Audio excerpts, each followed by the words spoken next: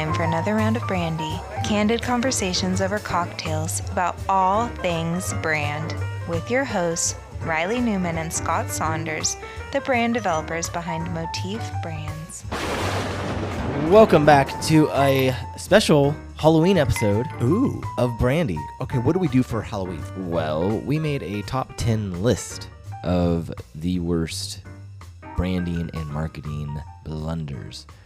A house of horrors for brands. Things that may be well-intended, whatever, it was a flop, a fail, but it was basically a horror, or it could have been accidental. And sometimes those are the most embarrassing of branding moments is when you have a big oops moment that wasn't intentional, and there's a lot of fallout, maybe even financially. And I think we need, obviously, you start in reverse, so we got to start with number 10. Number 10. And don't worry, guys, this isn't about Jaguar or Cracker Barrel. Yes, exactly. We're actually going back a couple of decades. But to start off, we're going to go back to 1981. American Airlines, right? Big American Airlines. They came up with something called, they spelled it out, because the American Airlines is classed with the AA, right? So they use that a lot. So this is the AA Air Pass, but you pronounce it just Air Pass. And this was something it was like a promotion. There was a membership-based discount program they wanted to offer to their frequent flyers. And that's all well-intending, right? You want to do that as a brand, right, Reilly? And basically what they did was they were going to sell these passes that were unlimited. They had no expiration. They were unlimited, and it gave you unlimited first-class flights around the world to anywhere that American Airlines travels. I mean, that sounds like a great pass, really right? Cool. That's like a golden ticket pass, right? Yeah. Unlimited flights anywhere that American Airlines flies globally around the world, and unlimited. And for the mere price tag of $250,000, $250,000. If you dropped $250,000 with American Airlines and you were already one of their frequent flyer, members, then you could upgrade to this with a big flat, thing. And it sounds like a nice thing, right? I mean, would you, as a business, do you see the value of them trying to do this? Yeah. So I don't know if that 250,000, if that's adjusted for inflation, but if in 1980s, that would be a lot more than 250,000. Correct. But really, you think about if someone does fly, because there are people who literally fly all the time. They're always traveling. It could actually probably over a couple years, it could probably actually start to make a lot of sense. And then they're going, I can add in some extra flights. I can go here. I can do that. You're going to go see family. I'm just going to fly. Like actually really makes sense, especially for a business where they could write it off, or if you travel that much. And honestly, I don't mind the AirPass name. It feels very like Apple or Disney in a way.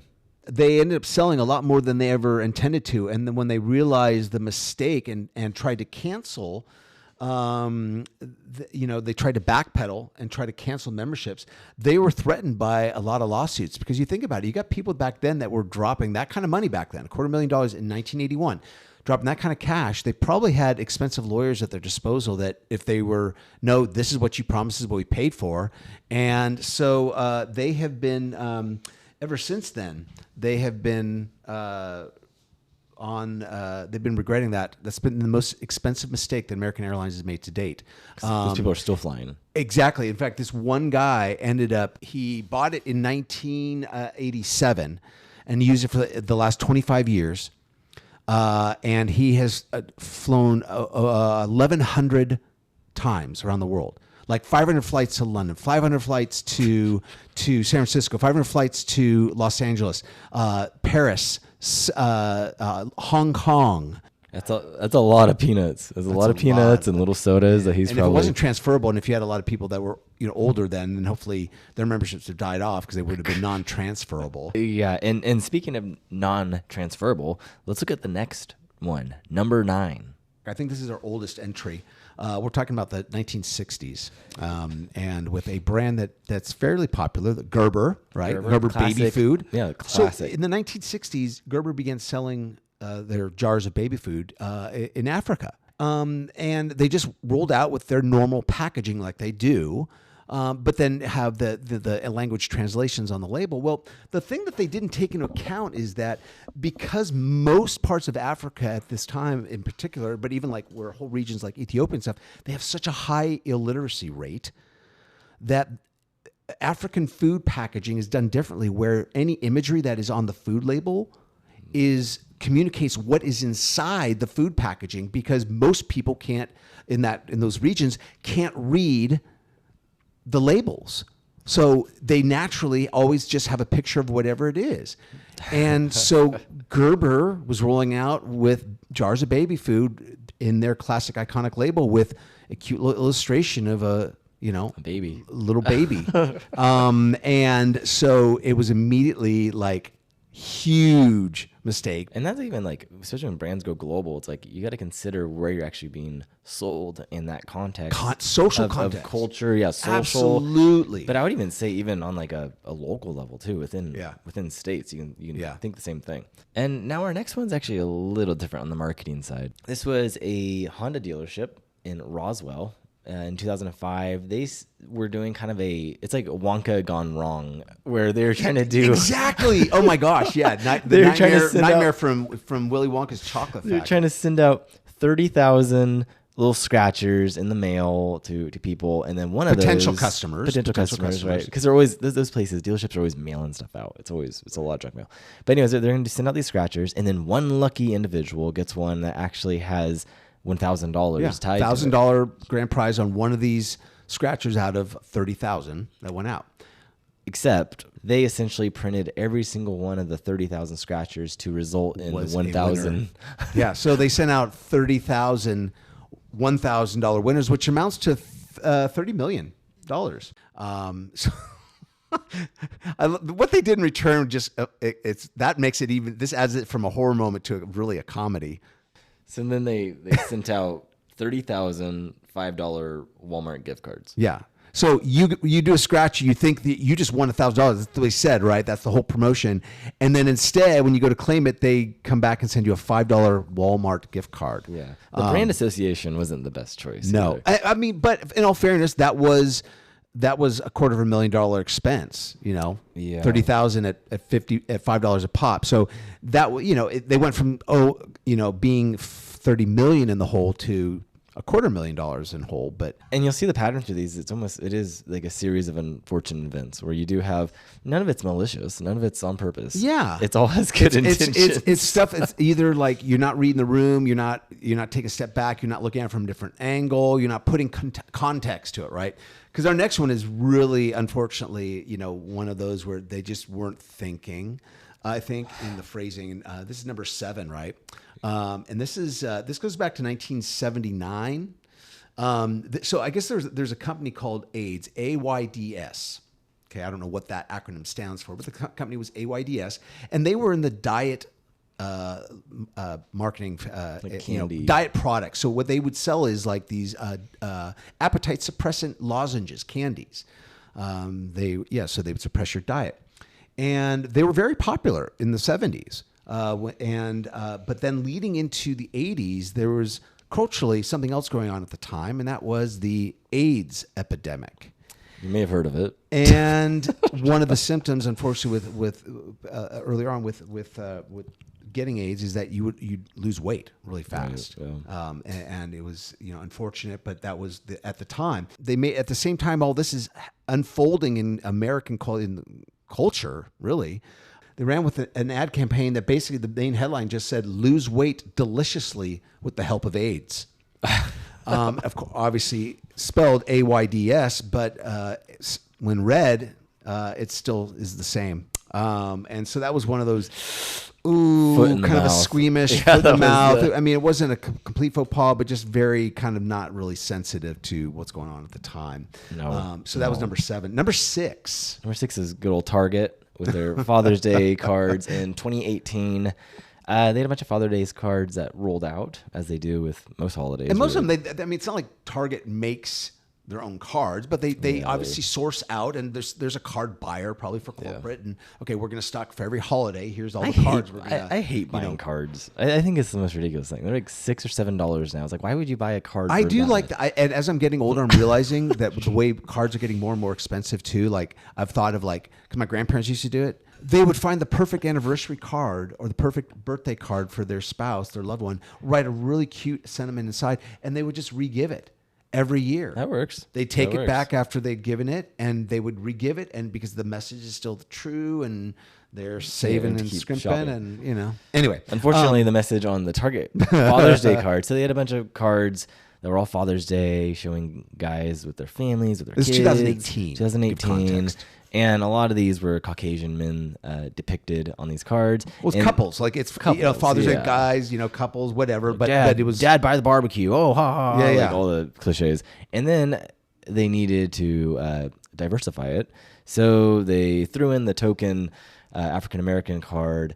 But unfortunately on the card... It showed a black guy with his couple. Yeah, with his wife. And then on the card, it just said baby daddy. Yeah. Not a big embossed Father's Day script across it with, so that they're in the background, and then in the front it just says baby daddy. And that was the only card. Yeah, the only one they had available. The only one that addressed a non-Caucasian audience, at least visually, on any of the front of the other cards. And so Target was called out on it very fast and immediately retracted those cards and everything. But that was a big goof. A big goof that obviously crossed some lines and sent a bad message. Yeah, and speaking of bad message, let's move on to number 5. And so there was this a company called the Banner Travel Agency, and they were placing an ad in 1988 with Pac Bell for the Yellow Pages, and they ran obviously a travel agency, and they were going to be doing. They were paying, and they wanted a little ad that helped promote their exotic travel options. And unfortunately, there was a little bit of a typo, and instead it went to print, and again, mass-produced, mass-distributed, dropping on everybody's doorsteps.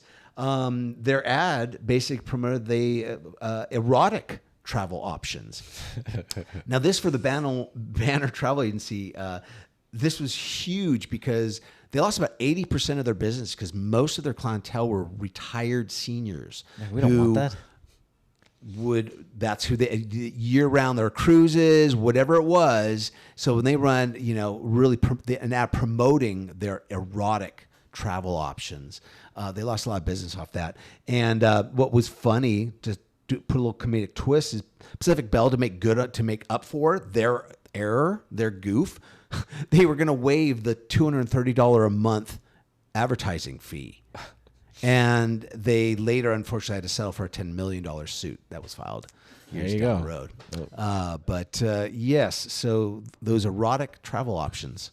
They probably found a weird niche audience based off that. That's what's weird to me. I'm curious. It's like, did they do a market shift? Like, we lost all of our older folks, but man, we got a lot of young couples that are all, booking our trips. So, number 4, Burger King. Oh my gosh, I love this one. Burger King in 2021, specifically the UK side of Burger King, launched a new program for their female employees to kind of set up a nice, almost like runway for them to go into professional culinary. So in other words, if they want to be a professional chef, they had aspirations, they set up a scholarship program. I mean, that's smart. And at the time, really, this was in 2021, there was about 80% of professional chefs are men. Yeah. And so I think I love this. I why this is so high for me is there's a great blunder to be had from this. You'll soon understand. But the intentions are so well honoring, I think. For the brand to go, you know what? This is going to boost our employment. This is going to help give a huge incentive for people to want to come and work for Burger King. Yeah.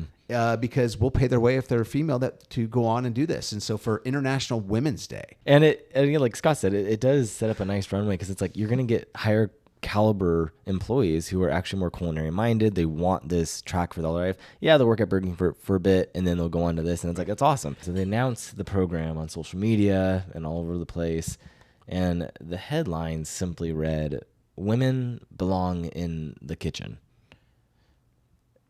That's the headline. That was the headline. That was the main post. That was the main headline of the campaign was women belong in the kitchen. Who I don't understand. In light of that, from their perspective, hey, in light of that, there's only 20% are dominating the professional chef industry. And interesting enough, I saw the original post when I was researching, when I came across this. I'm like, okay, I want to know more about it. And the original tweet on Twitter was women belong in the kitchen. And then the first comment was by Burger King UK again. And it said, ... if they choose to. So it may have and been then it went on to announce their program. So that it was almost like one of those things of like, if you had seen the whole thing, but it's still, again, it was one of those things they were trying to be creative, trying to be kind of tongue in cheek, playful, but it just missed the mark because it was quickly retracted. So now we're moving into our top three. Top three brand horrors. So Heineken in 2018, Heineken Light.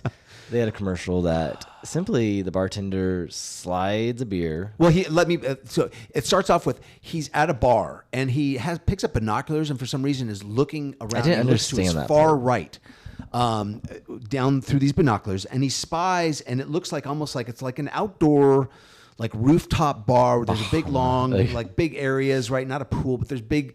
And there's a lot of people about. It's like cabana. And he spies this woman. And she's like kind of in the foreground. It looks like a glass of wine or something. I don't know what it is, but she just looks like she's discontented. So he notices that and he goes, So then he cracks a Heineken Light and starts to slide it down the bar. All the way down the bar. It passes a guy sitting there. It then goes underneath the legs of the guy playing music. A hired musician. So it almost like transcends the bar, and the beer keeps sliding through the scene. Kind of going everywhere. And so it's going underneath this guy's chair and keeps passes by another gal, looks at it and spies it as she's walking by, sees it sliding the other way, and it falls, kind of lands and stops in front of the gal intended.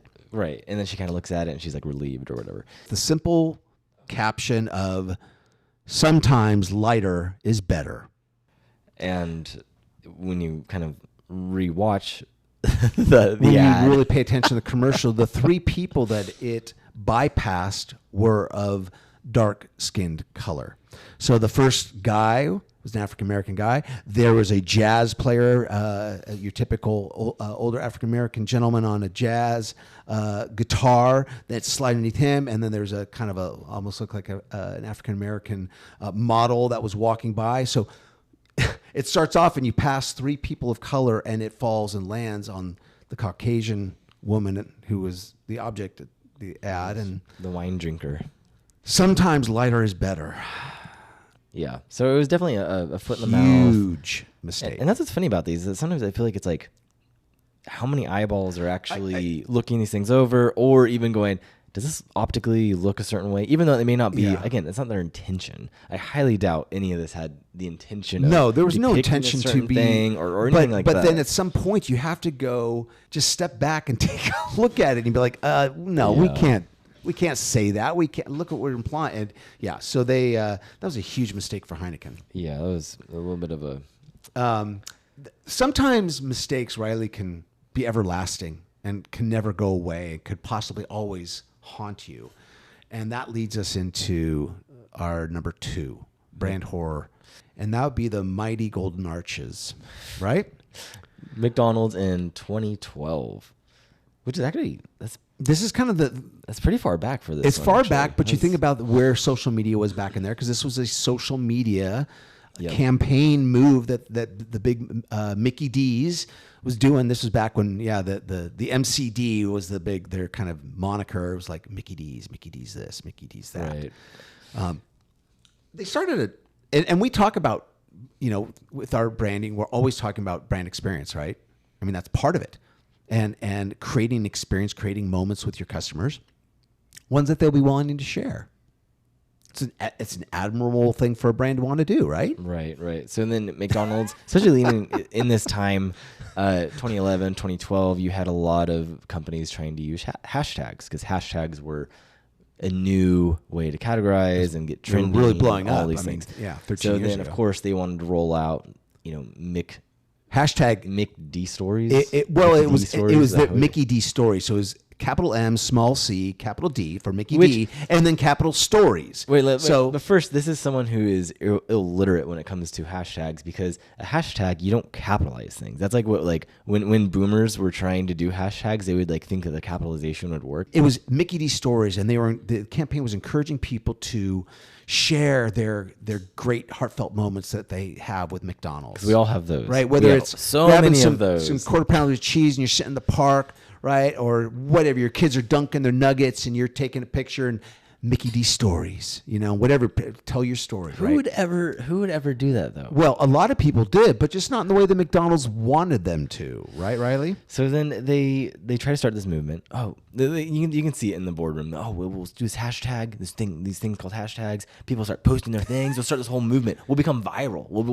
It did go viral. It went viral. It went very viral because people started using the hashtag for their horror stories of McDonald's. It was literally the bang horror. Like one would be like, I just ate a McFish sandwich, and 30 minutes later I'm vomiting. Hashtag Mickey D Stories. So all of the tag picked up, but it was all negative. It was whether unclean franchise places, bad employee service, the food, errors with the food, or something funky with the food, whatever it is, anything you could possibly dream up. Well, McDonald's rightfully immediately realized their mistake when they started seeing this thing going viral, but not in the way they wanted. They immediately retracted their campaign. But guess what? You can't retract a hashtag.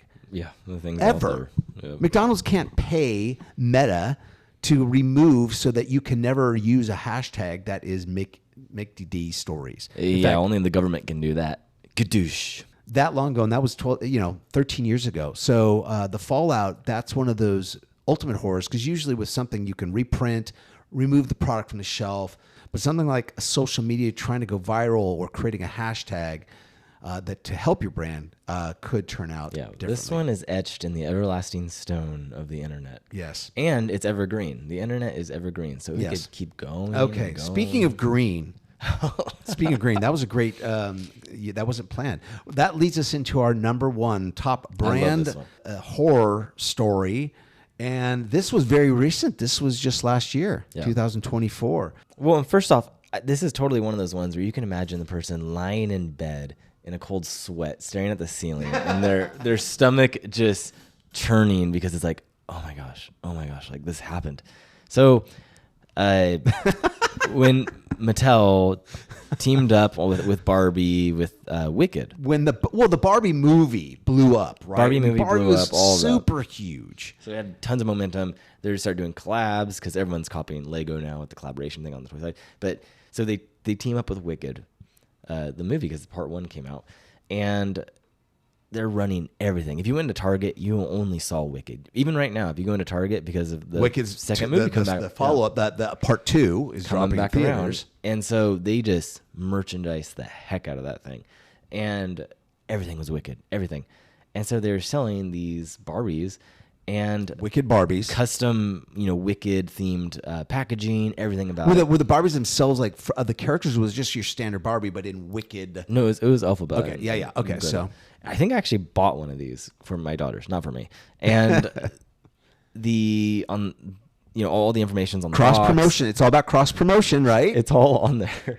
And then on the URL on the back of the box to send people to about the movie, to send information, it said wicked.com. Now wickedmovie.com takes you to the Wicked movie website and merch and like all that, but wicked.com is something completely different. A different path of a more adult oriented website, because Wicked is also the company name of a rather large professional pornographic production company.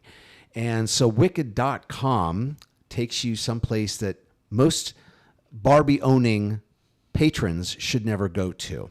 And they have to pull all these. So they already hit the shelves. They're selling. Damage was done. The boxes are out there in the pub, but they pulled as many off the shelf as they could. And the thing about this is that when Wicked, just like the collaborations with Stanley or any of these other, like the cups, they'll they'll start beating the drum beforehand. So people are pre-ordering. People are going, oh my gosh, these are going to be collector's ones, all these things. So people had these things. Online orders had already been fulfilled by the time they realized a valid URL, but the wrong URL. The wrong URL. So you can imagine the individual whose job it was. The graphic, the measly production designer at Mattel, who had to incorporate it into their standard template box for Barbie. And here's all the artwork.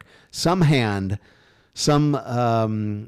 aspiring graphic designer who probably does not longer have that career. They were probably so proud of that box too. They were like, dude, I had to work on the Wicked Barbie box, and then I had to put the URL I feel so on the bad. back. And again, we're ending with one that it breaks my heart because I've been there, done that, not on that level, but I think the worst case was back when I first got out of college and I worked for a screen printer, and there was a huge marathon, like a citywide marathon being up in San Francisco, and we got this order to produce the shirts and artwork for the event and everything, and it went through. We had 5 or 6 I's, but I inadvertently swapped the C and the S in Francisco for San Francisco instead of the San Francisco, biathlon or triathlon, whatever. I inadvertently misspelled it, and our press manager didn't catch it. Our screen tech didn't catch it. Yeah. People, our packagers, no one caught it. Actually, I think we caught it on the last box we were shipping up. One guy's like, "Hey, is this how you spell the word?" And it was like we had to reprint all like 20,000 T-shirts, and that was So I learned my lesson early on, very young age, about typos, and they can be very costly. Sounds like that's what Mattel with the Barbies, they pulled back thousands upon thousands of Barbies, all the boxes, the Wicked ones, and then just had to destroy them. And most of those, if you buy Barbies nowadays, you'll notice, I know because like my daughters, but the way they secure them in the boxes, it's pretty like secure. It's, the technology of it's insane, but I think they prevent shoplifting. Yeah, from people just kind of ripping them off, and and even the way they do the hair and how that's really woven into the box and all that. So they had to destroy the Barbies as well. It's not like they just pop them out and then pop them in new boxes. Oh gosh! So then they had to destroy a bunch of that. It's just it was massive. But did we try to find out how much that cost them? No, I couldn't find any estimates. But the good news is that there were some lucky Wicked fans who then sold the bad ones for like $2,500 and stuff on in box for collectors. eBay. It's limited run. You've got one. It's kind of like like currency that had a misprint or something. On 20,000 pennies or something. You have something. Well, those are now rare and worth a lot more than truly wicked Barbie. Anyway, truly wicked. Yeah, truly wicked Barbie. Finally, a Barbie for adults. Well, on that note, hey, we thank you for checking in on this special Halloween edition. Yeah, we hope you guys have a nice Halloween with friends and family and stay safe out there. Feel free to share this episode with maybe another founder or someone in marketing or design who you think would get a couple laughs out of these 10 horrible, haunting stories of marketing and branding. And if you dare, we will see you next time on Brandy. Cheers.